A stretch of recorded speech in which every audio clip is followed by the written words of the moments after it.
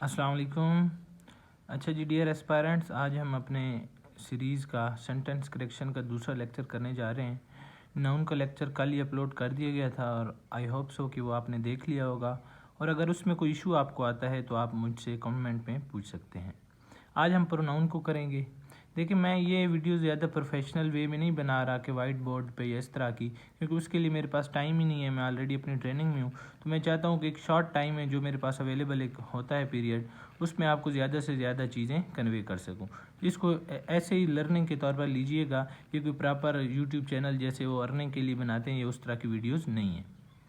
लेकिन मैं कोशिश करूंगा कि जितने भी यहाँ पर क्वेश्चंस हैं उनको आपको एक्सप्लेनेशन के साथ, उनके पीछे रूल क्या है उस रूल के साथ समझा दिया जाए, ताकि वो हमेशा हमेशा के लिए आपको वो समझ आ जाए और उस तरह का कोई भी क्वेश्चन अगर पेपर में आता है तो आप उसको कर लें। जैसा कि आपको पता है, पीपीएससी एफपीएससी में जो सेंटेंस करेक्शन है वो एक बड़ा ही इंपॉर्टेंट रोल प्ले करता है आपके फाइनल स्कोर में। जो 20 नंबर की इंग्लिश होती है उसमें वोकैब, सेंटेंस करेक्शन और इडियम्स होते हैं, तो ये एक बड़ा ही इंपॉर्टेंट पार्ट है। आज हम करेंगे प्रोनाउंस की एरर्स। ये भी बड़ी कॉमन एरर्स हैं और इसमें जो कॉमन जो मोस्ट रिपीटेड होंगी वो भी मैं आपको यहाँ पर मेंशन करता जाऊँगा। पहली जो हमारे पास है, he invited my brother and I. अब एक आई है सब्जेक्टिव केस और मी है ऑब्जेक्टिव केस। तो यहाँ पर हम सब्जेक्टिव केस यूज़ नहीं करेंगे, ऑब्जेक्टिव केस यूज़ करेंगे कि उसने हमें बुलाया, हमारे ऊपर काम हुआ है। He invited my brother and me. Let you and I play the game. Let you and me play the game. इसमें I की जगह पर यहाँ पर भी आपके पास ऑब्जेक्टिव केस आएगा, let you and me play the game. Third जो हमारे पास है वो है I, you and he are good friends. याद रखें, जब भी आप दो अपने साथ किसी को मेंशन कर रहे हो, फर्स्ट पर्सन को, सेकंड को, थर्ड को, तो अपने आप को हमेशा बाद में रखते हैं। और इसने सब मैरर क्या है कि आई, यू एंड ही कह दिए, हालांकि यहाँ पर होना चाहिए यू, क्योंकि आप वहाँ पर मौजूद हैं। He and I are good friends. He and I are good friends. इसी तरह 46 में भी I and you will go first की बजाय आएगा you and I will go first. अपने आप को यू के बाद रखेंगे, अपने आप को जो है वो हमेशा आखिर में रखा जाता है। I and he have been fined, यहाँ पर भी आएगा he and I have been fined. वही सेम रूल यूज हो रहा है इन तीनों क्वेश्चंस में। अगला जो है वो बड़ा इंपॉर्टेंट है और ये एरर्स बड़ी आती हैं। My pen is superior to your. अब वो कहता है my pen is superior to. Superior to हमेशा आएगा, सुपीरियर टू, इन्फीरियर टू, तो प्रायर टू। ये जब इनके साथ टू आएगा एक, तो इसकी एरर आती है कि वो टू इसके साथ आएगा सुपीरियर के साथ। दूसरा सुपीरियर टू यूअर। यूअर क्या, उसके पेन की बात हो रही है, तो आगे हम लिखेंगे your, my pen is superior to your pen. या अगर पेन आगे नहीं मेंशन करते तो फिर हम कहेंगे my pen is superior to yours. S डालने का मतलब ये होगा कि आपके, ये भी आपके पेन की बात हो रही है। अगला जो क्वेश्चन है उसमें आपको ये क्लियर हो जाएगा concept. Her manners are like her mother. अब देखें, दो सिमिलर चीज़ों का आपने कंपैरिजन करना है। वो कहते हैं her manners are like her mother. उसकी माँ और उसके मैनर एक जैसे हैं? नहीं, बल्कि उसकी माँ के मैनर्स और उसके मैनर्स एक जैसे हैं। Her manners are like her mother's, या her manners are like the manners of her mother. ठीक है, मतलब जब भी आपने दो चीज़ों का कंपैरिजन करना है तो वो दोनों सिमिलर चीज़ें होनी चाहिए। एक के पेन का कंपैरिजन दूसरे बंदे के साथ नहीं कर सकते। आप एक के पेन की बात करें तो दूसरे की भी पेन की बात करेंगे। The population of Lahore is greater then Faisalabad. अब यहाँ पर भी द पॉपुलेशन ऑफ लाहौर का कंपैरिजन हो रहा है किसके साथ? फैसलाबाद के साथ, जो कि एक एरर है। लाहौर की पॉपुलेशन का हम कंपैरिजन करेंगे फैसलाबाद की पॉपुलेशन के साथ, तो इसका आंसर राइट क्या होगा? The population of Lahore is greater than the population of Faisalabad, या the population of Lahore is greater than that of Faisalabad. That of Faisalabad से हम क्या होगा कि ये भी हम फैसलाबाद की पॉपुलेशन की बात कर रहे हैं। 51 हमारे पास कौन सा? Your handwriting is like Ali. अब आपकी हैंड राइटिंग अली की तरह नहीं है, आपकी हैंड राइटिंग अली की हैंड राइटिंग की तरह है, तो ये आएगा your handwriting is like Ali's handwriting, या your handwriting is like the handwriting of Ali. तो ये आपने देखना, ये सारे क्वेश्चन बार बार रिपीट, ये बुक इसलिए बड़ी अच्छी है कि इसमें एक तरह के क्वेश्चंस को इतनी मरतबा रिपीट कराते हैं कि वो कंसेप्ट आपके माइंड में बैठ जाता है। It is I who is to blame, it is I who am to blame. I के साथ कभी भी इज़ नहीं आता, आई के साथ एम आता है, तो ही और शी के साथ इज़ आता है, तो यहाँ पर कहेंगे it is I who am to blame. अच्छा, जो मिस्टेक्स हैं उनको मैंने हाईलाइट कर दिया है नीचे बाल पॉइंट के साथ, ताकि आपको उसका पता चल सके।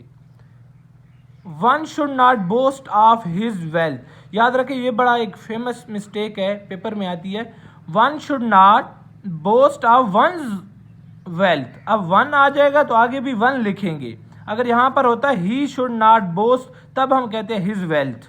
शी शुड नॉट बोस्ट, तो फिर हम कहते हैं हर वेल्थ। लेकिन यहाँ पर वन आ चुका है, one should not boast of one's wealth, ये एक आपने मिस्टेक याद रखनी है। You are taller than me, अब you are taller than I होगा, यू आर टॉलर देन आई।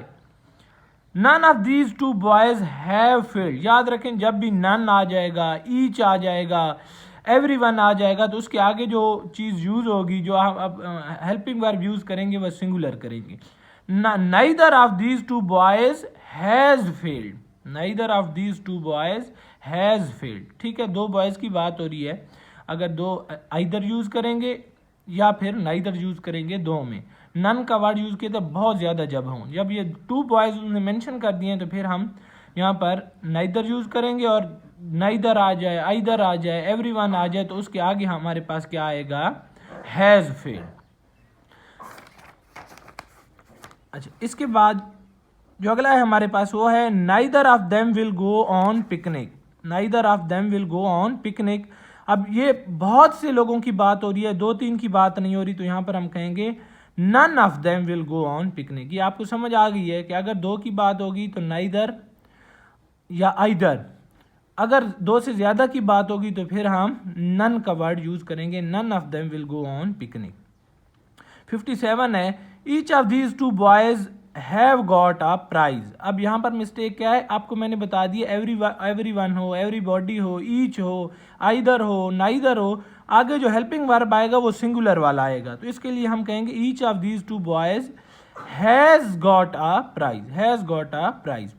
अगला है हमारे पास everybody should do their duty to their country, everybody should do his duty. वही सेम एरर कि जब एवरीबॉडी, ईच इस तरह का वर्ड आएगा तो आगे सिंगुलर आएगा, एवरीबॉडी शुड डू देयर की बजाय यहाँ पर आएगा his duty to his country. Either of these girls have copied, either of these girls की बजाय आएगा एनी वन ऑफ, क्योंकि आइदर तो आपको बता दिया, नाइदर और आइदर दो के लिए इस्तेमाल होते हैं, तो ये दो से ज्यादा बहुत सी लड़कियों की बात हो रही है, तो फिर हम कहेंगे any one of these girls has copied. Any one आ गया, एवरीबॉडी आ गया, तो फिर आगे जो हेल्पिंग वर्ब आएगा वो सिंगुलर आएगा, हैव की बजाय हैज आएगा।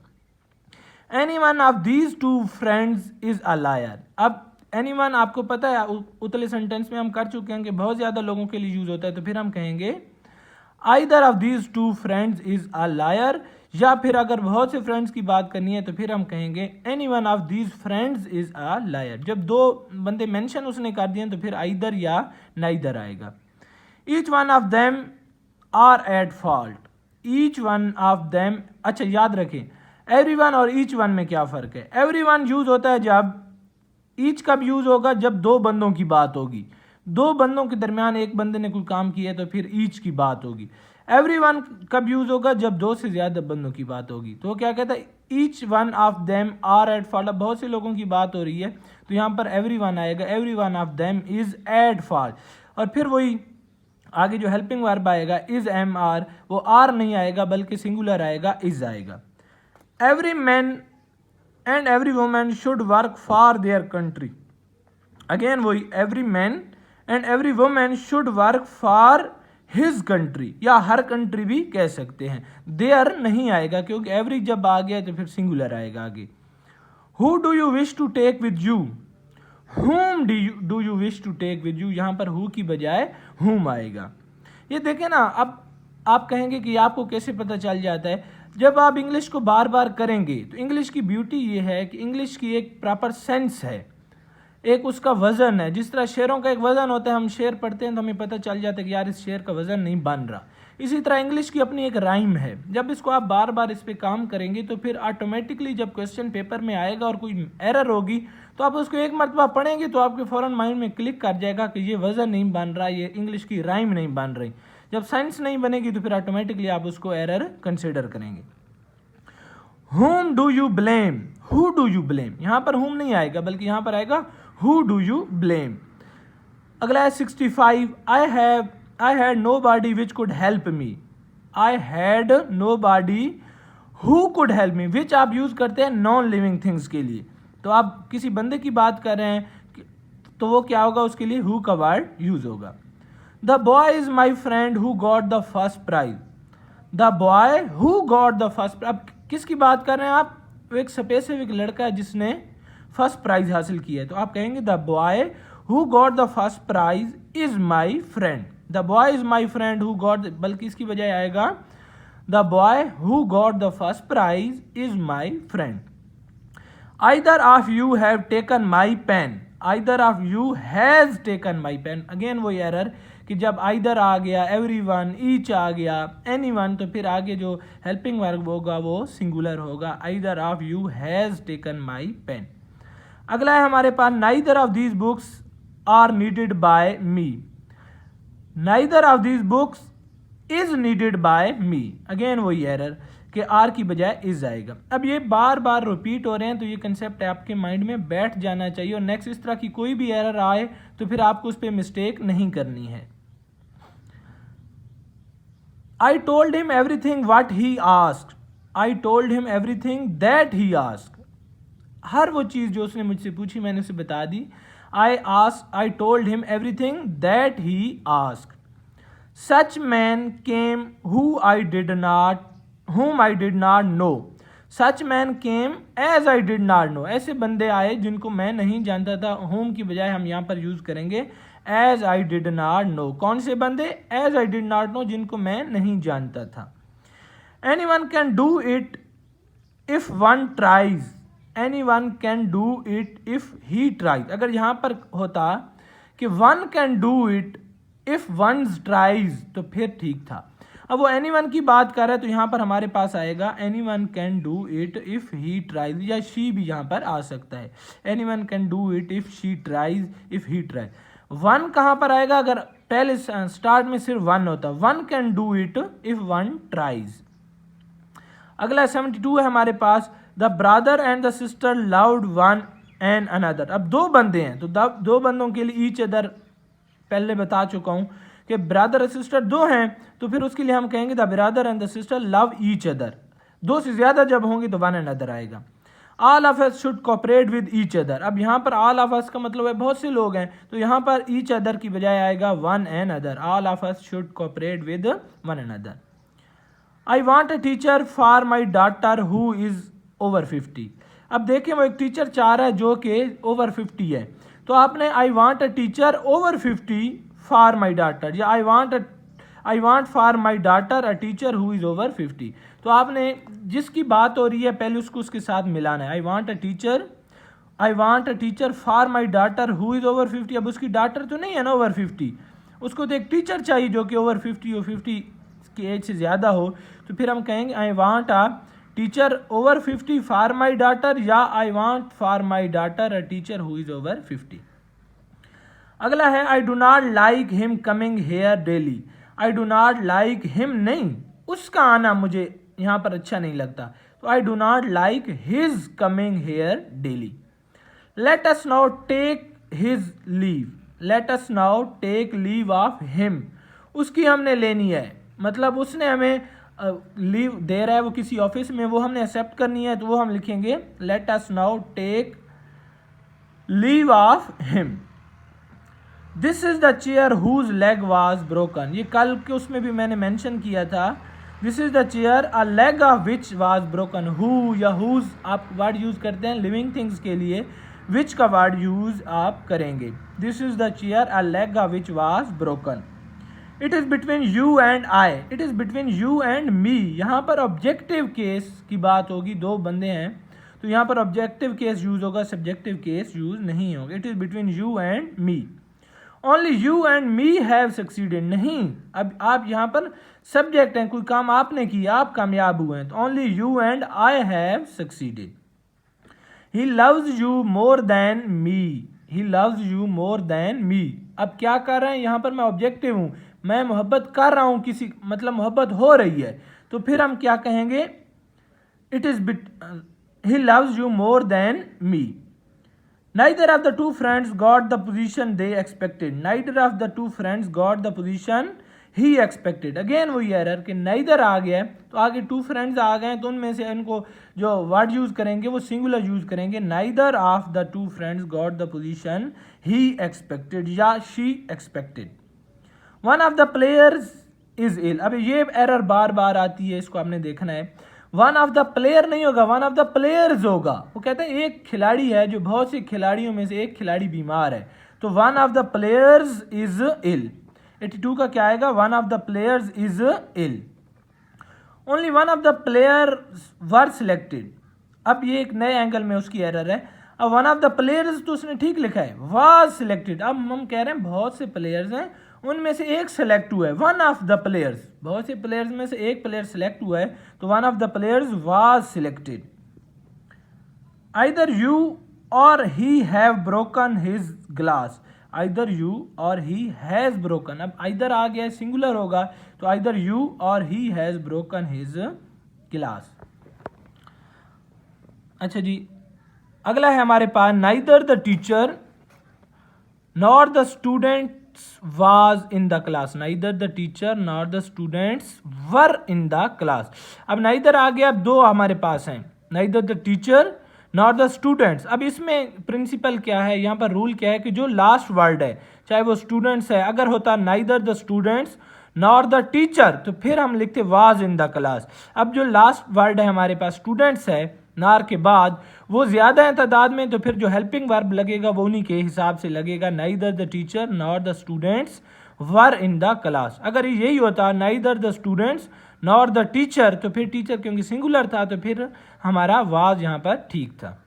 तो इस तरह का कोई सेंटेंस है जब दो का कंपैरिजन या दो की बात की जा रही हो, तो फिर आपने लास्ट वाले को देखना है कि वो सिंगुलर है या प्लूरल है, फिर अगला हेल्पिंग वर्ड उसी के हिसाब से आएगा। There is no one here but me, there is no one here but me, ये तो बिल्कुल कॉमन सा और इजी सा है। The boy who stand fast he will get the prize, अब दोबारा से ही लिखने की जरूरत यहाँ पर नहीं है, उसी बॉय की बात हो रही है। द बॉय, द जो लग गया तो वो स्पेसिफाई उसने कर दिया, the boy who stands fast will get the prize, यहाँ पर दोबारा ही या शी लगाने की जरूरत नहीं है। All those students who are absent they will be fine, अब वो उसने बता दिए कि कौन से student, all the student who are absent, अब आगे दे लगाने की जरूरत नहीं है, दे इजाफी है। अब यहाँ पर क्या आएगा, all those student who are absent will be fine, यहाँ पर दे, जिस तरह पिछले सेंटेंस में ही इजाफी था यहाँ पर दे इजाफी है। He is one of the singers who is worth listening, he is one of the singers who are worth listening, बहुत सी सिंगर्स की बात हो रही है जो कि वर्थ लिसनिंग है, जिनको सुनना चाहिए, उनमें से वो एक है। We enjoyed at the fair, we enjoyed our self, जब इंजॉयड की बात करेंगे और कोई फेयर वगैरह पे गए हैं, किसी मेले पे गए हैं, किसी आप बुक के कोई इस तरह एग्जीबिशन पे गए हैं, तो वहाँ पर अगर इंजॉय लिखेंगे तो इंजॉयड आवर सेल्फ लिखेंगे। You will enjoy yourself, sorry we enjoyed our self at the fair.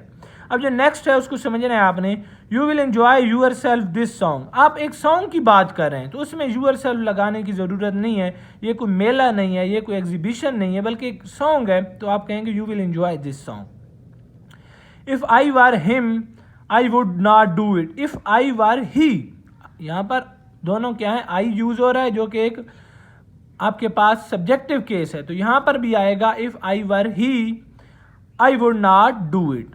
अगला है जो last one, I played with the same bat which you did, I played with the same bat as you did, which नहीं आएगा as you did, जैसा कि तुम जिस bat के साथ खेले हो मैं भी उसी बैट के साथ खेला हूँ। ये थी वो तमाम एरर्स जो कि प्रोनाउंस में अक्सर पूछी जाती हैं, और यही प्रिंसिपल है जो बार बार मतलब सेंटेंस की जो स्टेटमेंट होगी वो चेंज हो सकती है, लेकिन वही प्रिंसिपल हैं, बार बार वही यूज़ होंगे कि आपका जो प्रोनाउन है उसके हिसाब से आपने आगे हेल्पिंग वर्ब कौन सा देना है, वर्ब कौन सा लगाना है। आई होप सो आज के लेक्चर से आपको फ़ायदा हुआ होगा। इंशाल्लाह मिलते हैं अगली वीडियो में, जो कि हम करेंगे errors in the use of adjectives.